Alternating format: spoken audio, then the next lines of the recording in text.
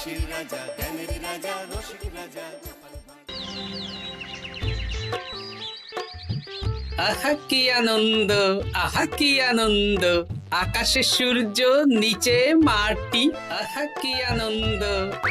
আরে ও গোপাল দাদা, গোপাল দাদা, এই সকাল সকাল কি আবার পিছু ডাকলো? আরে আমি গো আমি। আমি তো আমি নামে কাউকে চিনি না। আর তুমি একটু পেছন ফিরে তাকাও তো। আমি তো সামনে যাচ্ছি, পিছনে তাকাবো কেন? ঠিক আছে, তাহলে আমি তোমার সামনে আসছি। আরে দৌড়াচ্ছ কেন? আরে দাঁড়াও দাঁড়াও বলছি, দাঁড়াও, নইলে কিন্তু আমি মহারাজের কাছে যাব। হ্যাঁ, ও ভোলা তুমি? আরে আগে বলবে তো, আমি করছিলে কেন? একদম কথা ঘোরাবে না গোপাল দাদা। এবার বলো কি বলছি। দেখো, আমি তোমাকে আগের বছর 50 মোহর ধার দিয়েছিলাম। এ কি, তোমার তো মিষ্টির দোকান, ধার দিলে তো লোকে ছুরি কাঁচি ধার দেয়, আর তুমি মোহরে ধার দেওয়ার ব্যবসা শুরু করেছো কবে থেকে বলো দেখি? আবার কথা ঘোরানো শুরু করেছো? আমি এবার কিন্তু সত্যি মহারাজের কাছে যাব।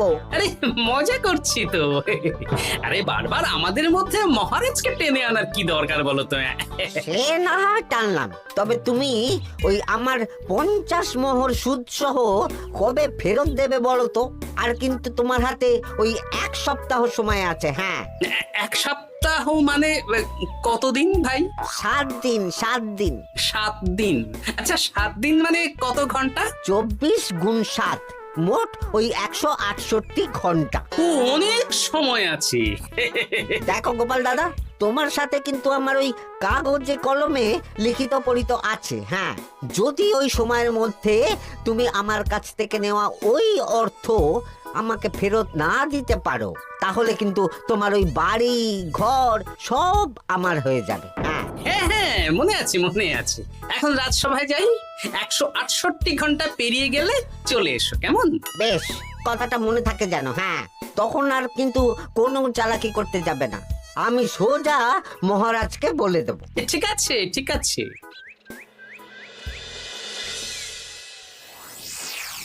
দেখুন মহারাজ, নিজের চোখেই দেখুন, সবাই হাজির, শুধু গোপাল ধা। সত্যি গোপাল ইদানিং আবার দেরি করে আসা শুরু করেছে। ওকে আচ্ছা করে ধোলাই দিন, তাহলেই চলে আসবে। কাজের কাজ তো কিছু করে না, শুধু বসে থাকে, তাতেও এই। যা বলেছেন মন্ত্রী মশাই। আমার মতে গোপালকে রাজসভাতেই বেঁধে রাখুন, তাহলে আর বাড়িতে যেতেও হবে না, আর দেরি করে আসবেও না। রোজ রোজ গোপাল করে রাজসভায় আসতে দেরি, তাই এবার তার পায়ে পড়াতে হবে বেড়ি। এই তো মহারাজ চলে এসেছি। আর বলবেন না, রাস্তায় ভোলা ময়রা চেপে ধরছিল। থাক, আর অজুহাত দিতে হবে না। নেহাত ভাগ্যের জোরে এই রাজসভার চাকরিটা পেয়েছিলে। মহারাজ ভালো মানুষ, তাই তোমাকে পুষছেন। আচ্ছা আপনি কি বলতে চাইছেন কি? আমি বলতে চাইছি যে মহারাজ যদি তাড়িয়ে দেন, তাহলে তোমার কি কিছু করে খাওয়ার যোগ্যতা আছে গোপাল? আপনার নিজের যোগ্যতা আছে? আছে বলেই মুখ ফুলিয়ে বলছি। হ্যাঁ, মন্ত্রী এটা একটা ভালো প্রসঙ্গ তুলেছে। আমার রাজসভার সকল সভাসদদের বলছি, যদি কোনো কারণে তোমাদের চাকরি চলে যায়, তাহলে তোমরা কি করবে একবার ভেবে দেখেছো? না মহারাজ, ভাবনাটা আমি সঠিক সময় কাজে লাগাই, ওই অকারণে ভেবে মাথা খারাপ করতে চাই না। আহা, রাজসভার চাকরিটা তো তোমাদের পেশা। এই পেশার বাইরে তোমরা কে কি করতে পারবে? দেখুন মহারাজ, আমি তো ভেবেই দেখেছি যে যদি রাজসভার চাকরি না থাকতো, তাহলে আমি ব্যবসা করতাম। আমি মহারাজ যদি বিজ্ঞানী না হতাম, তাহলে শিক্ষা দান করতাম। আমি তো ছবি আঁকতাম, কলম না থাকলে আমি তুলি ধরবো। আমি কামারশালায় কাজ করতাম। আমার তো ছোটবেলায় মূর্তি বানানোর শখ ছিল, আমি মৃৎশিল্পের কাজ করতাম। কি গোপাল, এবার তুমি বলো। সবাই তো কিছু না কিছু বিকল্প ভাবনা চিন্তা করে রেখেছে। দেখুন মহারাজ, অনেক ভেবে দেখলাম আমার কাজ তো ভাড়ামো, তাই আমি লোক হাসিয়েই পয়সা রোজগার করব। আর বিশেষ কোনো গুণ তো আমার মধ্যে খুঁজে পাচ্ছি না মহারাজ। বেশ, আমি একটা ছোট্ট পরীক্ষা নেব। আজকের পর থেকে আগামী 7 দিন, আর এই 7 দিন তোমরা তোমাদের যা মন চায় সেটা করে রোজগার করবে। আমি তো খেতে ভালোবাসি। তাহলে খাবে। গোপাল হয় মুখ খুলে থাকে, নইলে চোখ বন্ধ করে। ও শুধু দুটো কাজই ভালো করতে পারে। আর সপ্তম দিনের শেষে বিচার হবে কে কত রোজগার করেছে। যার রোজগার সবচেয়ে বেশি হবে তাকে আমি দেব 100 মোহর উপহার। আর মহারাজ, যে সবচেয়ে কম রোজগার করবে তার বেতন থেকে আগামী 10 মাস 10 মোহর করে কাটা হবে। কি রাজি তো? রাজি রাজি। আমি জানি যে গোপাল ফুটো করিও রোজগার করতে পারবে না, তাই গোপালই হারবে। বেশ, আর যদি অন্য কেউ হারে? তাহলে আমি নিজের বেতন থেকে তাকে আগামী 10 মাস 10 মোহর করে দেব। ব্যাস, এবার তোমরা কাজে লেগে পড়ো।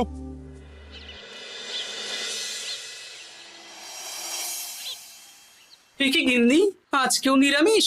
হ্যাঁ, আজকেও নিরামিষ খেতে হয়। হ্যাঁ, রোজই তো কিছু না কিছু একটা লেগে আছে তোমার। আমাদের পুরো শরীরটাই তো আমিষ। হ্যাঁ, তাহলে আমিষ খেতে বাধা কিসের বলো দেখি?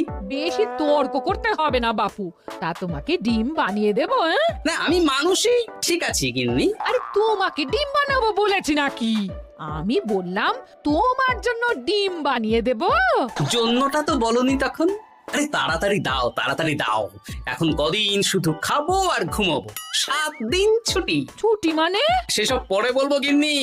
যাও গিয়ে ডিম সেদ্ধ বসাও।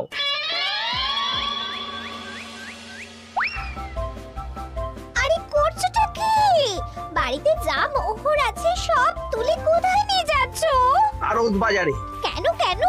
তুমি আড়তে গিয়ে কি করবে? আড়তটাই কিনে নেব। কেন?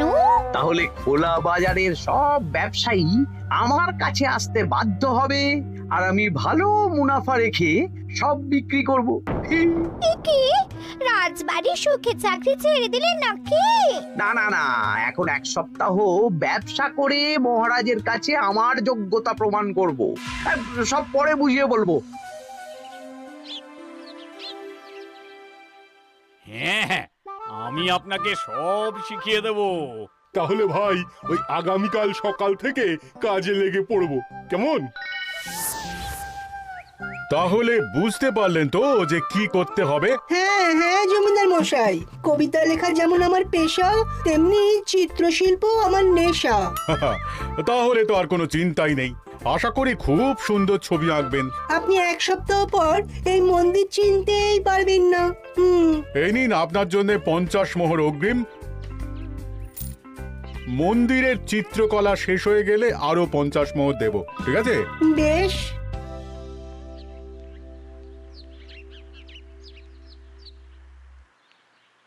এই হাত চালা, হাত চালা। হাত পা সবই তো চালাচ্ছি মন্ত্রী মশাই। আপনি এত শাকসবজি আনাজ দিয়ে করবেনটা কি?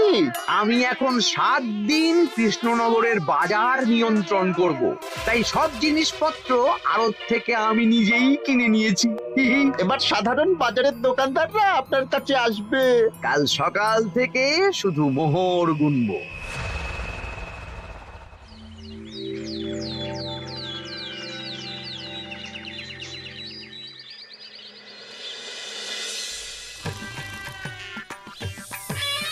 আরে এত বেলা হয়ে গেল, আর কত পড়ে পড়ে তুমি ঘুমোবে? এত লম্বা ছুটি পেয়েছি, এখন তো বিশ্রাম নিতেই হবে গিন্নি। কিন্তু পুকুর ঘাটে গিয়ে তো আমি অন্য কথা শুনলাম। তুমি আবার কি শুনেছো? তোমাদের মহারাজ নাকি বলেছেন আগামী 1 সপ্তাহ তোমরা সকল সভাসদেরা ওই সকল সভাসদেরা নিজের ইচ্ছে মতো কাজ করে রোজগার করব। আমার কাজ তো ভাড়ামো করা, তাই ভাড়ামোর সুযোগ এলে সেটাই করব। কিন্তু যদি সুযোগ না আসে, তাছাড়া যার রোজগার সবচেয়ে কম হবে তার তো বেতন থেকে 100 মোহর কাটা হবে গো। এই খবরও পেয়ে গেছো? বাবা, পুকুর ঘাট না পরনিন্দা পরচর্চা কেন্দ্র? হ্যাঁ, ওসব বাজে কথা বাদ দিয়ে কোনো কাজ শুরু করো, কাজ শুরু করো। এরকম গা এলিয়ে শুয়ে থাকলে ভগবান এসে তোমাকে পয়সা দিয়ে যাবে না গো। গোপাল দাদা, ও গোপাল দাদা, বলছি গোপাল দাদা, কি খবর গো? এই তো গতকাল তোমার সাথে কথা হলো, আজ একেবারে বাড়িতেই চলে এসেছো। তোমার যা হালচাল তাতে তো মনে হচ্ছে ওই কদিন পরে বাড়িটা আমারই হবে। আর সেই আশাতেই বসে থাকতো। এই ভোলা ময়রা এসেছে কেন গো? এসব কি বলছে? মা ঠাকুরুন, আপনার কাছে আর কি লোকাবো? বহুদিন আগে গোপাল দাদা আমার কাছে 50 মোহর ধার নিয়েছিল। সেই ধারের থেকে 5 মোহরা এখনো আমাকে শোধ করেনি। সে কি? হ্যাঁ, শর্ত অনুযায়ী যদি গোপাল দাদা আগামী ওই 6 দিনের মধ্যে ধার না শোধ করতে পারে তাহলে এই বাড়ি আমার হয়ে যাবে। তুমি আমাকে এত বড় কথা লুকিয়ে রেখেছো? হ্যাঁ, না আমি বলবো বলবো করে বলা হয়ে ওঠেনি আর কি। এবার আপনি দেখুন গিন্দিমা কি করবেন। ভিটে মাটি ছেড়ে কোথায় গিয়ে উঠবেন দেখুন। কি গো, এতেও তোমার হুঁশ হয় না? হ্যাঁ? ধুর, এই অযথা চিন্তা করো না তো, কিছু না কিছু একটা হয়ে যাবে।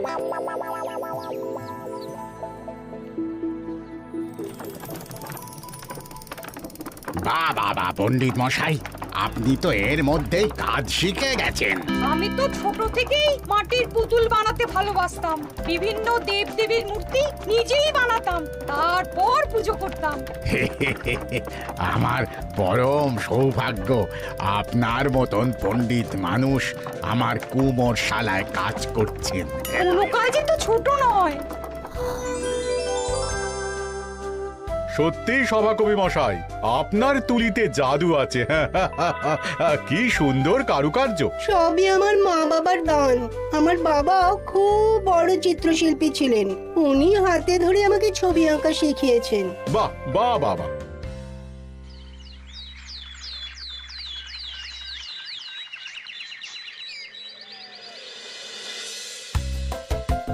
এই যে পুটি, আজকে তো একটা মজার জিনিস শেখাবো। কি জিনিস? নয়ের নামটা তো তোরা পড়েছিস, হ্যাঁ, বল তো। 9 একে 9, 9 দুগুণে 18, 3 9 27, 4 9 36। ঠিক আছে ঠিক আছে, এবার থাম। পুরো মুখস্থ। সে তো বুঝতেই পারছি। এবার মজার জিনিসটা দেখ। 9 কে 9, 9 দুগুণে 18, 18 মানে কি? 1 10 8। হ্যাঁ, এবার 1-এর সাথে 8 যোগ কর, কত হয়? 9 3 9 কত? 27। 2-এর সাথে 7 যোগ করলে কত হয়? 9 36-এর 3-এর সঙ্গে 6 জুড়লে 9। আরে বাস, দারুণ তো। হ্যাঁ হ্যাঁ। সত্যি বিজ্ঞানী মশাই, আপনি কি সুন্দরভাবে পড়া বোঝান। এটা তো আমার নেশা।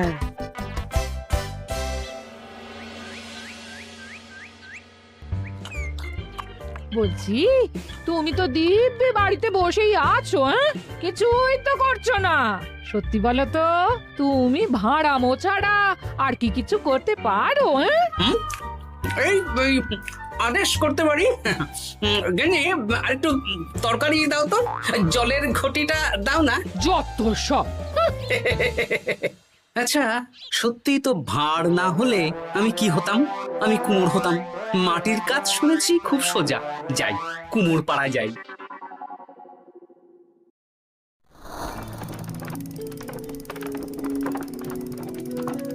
আমার কি সৌভাগ্য, রাজসভার দুজন সভাসদ আমার সঙ্গে কাজ করছে। আচ্ছা, এইভাবে ঘোরাবো? এই যা, হলো না হলো না। এটা কি মুড়ির মোয়া নাকি?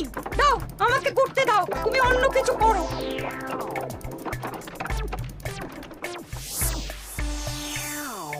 বলো গোপাল দাদা, কি দেবো? মুড়ির মোয়া, তিলের নাড়ু? আমি কিনবো না গো, বানাবো। হ্যাঁ, কি বানাবে? ওই মুড়ির মোয়া। কদিনের জন্য আমার একটা কাজ দরকার, বুঝলে? তা বেশ, তাহলে এসো, এই পিছনেই আমার কারখানা। গুড় মুড়ি সব রাখা আছে, বানাও। এই দেখো, এই যে গুড়ের হাঁড়ি আর ওই যে মুড়ির বস্তা, এবারে বানাও। বেশ, আমি তবে সামনে দোকানটা সামলাই।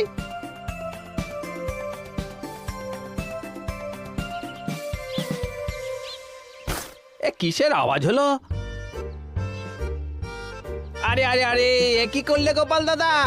আর বলো না, ওই গুড়টা ঢালতে গিয়ে হাঁড়িটা হাত ফসকে পড়ে গেল। এই তুমি যাও তো, তোমাকে কিচ্ছু করতে হবে না, যত সব বিপদ বাড়ানো।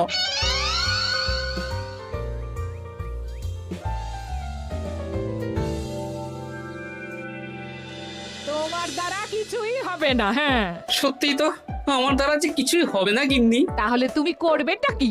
এমন করে বলো না গিন্নি, সবারই খারাপ সময় যায়। আর খারাপ ভালো, যে সামান্য মুড়ির মোয়া বানাতে পারে না তার মুখে এসব মানায় না, মানায় না। এদিকে বাজারে সবজির দাম হু হু করে বেড়ে গেছে। হ্যাঁ, তাই নাকি? বলি তুমি জানবে কি করে? কদিন তো শুয়ে বসে আছো, আমি তো বাজার দোকান করি।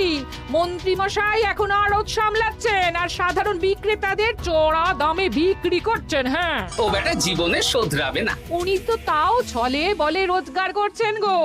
আর তাছাড়া অনেকে পথে গান শুনিয়েও রোজগার করেন, সেটাও তো তুমি পারবে না। হ্যাঁ, এই তো পেয়েছি। 6 দিনের মাথায় তো রাজসভায় একটা বৈঠক হবে, সেদিনই আসল মজা জমবে। কিসের মজা গো? হ্যাঁ, সেটা সেদিনই বুঝতে পারবে।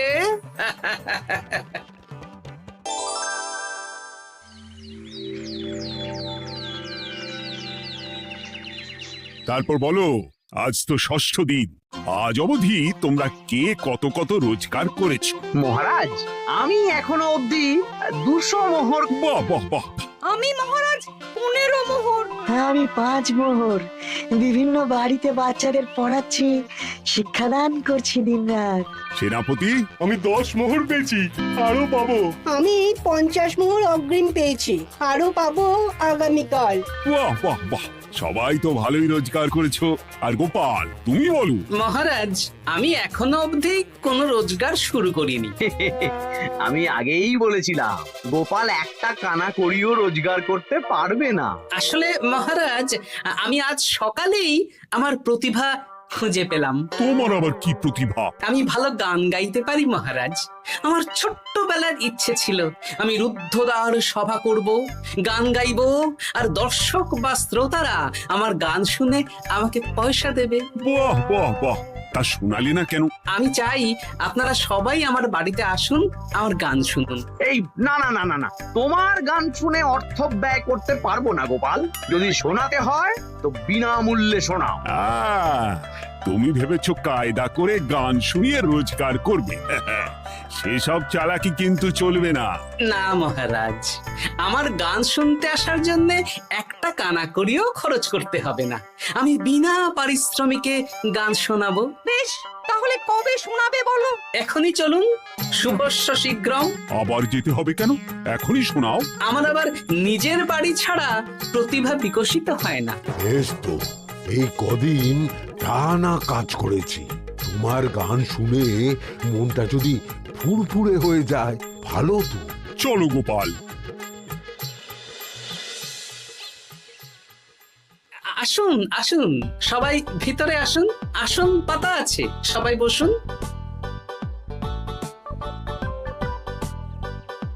নাও, এবার গান শুরু করো। দাঁড়ান মহারাজ, আমার গান আমি বাইরের লোককে শোনাতে চাই না। কু কু বাবা, আবার কোকিলের মতন আওয়াজ করছে। কু।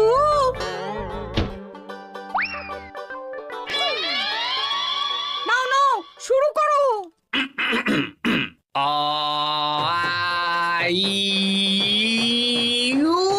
ওরে বাবা রে বাবা! আরে এত চিৎকার করছো কেন? থামো থামো থামো! এটা ভালো লাগছে না, অন্য গান শোনাচ্ছি তাহলে। আকাশে মেঘে বাতাসে বায়ু, জ্যোতিষী বলেছে আমার 100 বছর আয়ু। আরে থামো থামো! আরে কান ঝালাপালা হয়ে গেল। না, থামতে আমি পারবো না, গান শুনতেই হবে। ওরে ওরে বাবা রে বাবা, এই কানে তালা লেগে গেল, আমি পালাই। পালাতে পারবেন না, বাইরেও তালা দেওয়া আছে। বাইরে তালা খুলতে বলো। বাইরে বেরোতে হলে প্রত্যেককে 100 মোহর দিতে হবে। আমরা তো আগেই বলে দিয়েছি, তোমার গান শোনার জন্য কোনো পয়সা দিতে পারবো না। এটা তো গান শোনার জন্য নয়, বাইরে যাওয়ার জন্য। আমার গান শুনতে আসার জন্য কোনো অর্থ লাগে না। গান শুনে বাইরে বেরোতে গেলে অর্থ লাগবে, জনপ্রতি 100 মোহর মাত্র। কি জ্বালাতন! হয় দিন, নইলে আবার শুরু করছি। থামো থামো। আপনারা কি সবাই দেবেন না এখানেই থাকবেন? এই আমার কাছে এখন 50 মতন মোহর আছে। আমার কাছে 5 মোহর আছে। সে আমি লোক পাঠাচ্ছি আপনাদের সবার বাড়িতে, পুরো অর্থ পাবো, তারপর সবাইকে ছাড়বো। আচ্ছা, এটা কি ঠিক করলে গোপাল? দেখুন মহারাজ, আমি কথা নিয়ে খেলি। সব সভাসদেরা 6 দিন খেটে যা না রোজগার করেছে, আমি শুধু বুদ্ধির জোরে আর ভাড়ামো করে ঘন্টা খানিকের মধ্যে তার থেকে বেশি রোজগার করে নিলাম। যদিও এখনো একদিন সময় আছে। সত্যি গোপাল, তোমার বুদ্ধির জবাব নেই। মন্ত্রী মশাই, যে সবচেয়ে কম রোজগার করবে আপনাকে কিন্তু তাকে আগামী 10 মাস 10 মোহর করে দিতে হবে। হ্যাঁ নয় হ্যাঁ, এরকমই তো তুমি মুখ বড় করে বলেছিলে। গিন্নি কই গো, ভোলাকে ডেকে আনো, ওর ধার আজকেই শোধ করে দেব। হ্যাঁ যাচ্ছি। হ্যাঁ, আমরাও যাচ্ছি। গোপাল, কালকে রাজসভায় এসে তোমার পুরস্কারের অর্থটাও নিয়ে যেও। সে তো নিশ্চয়ই।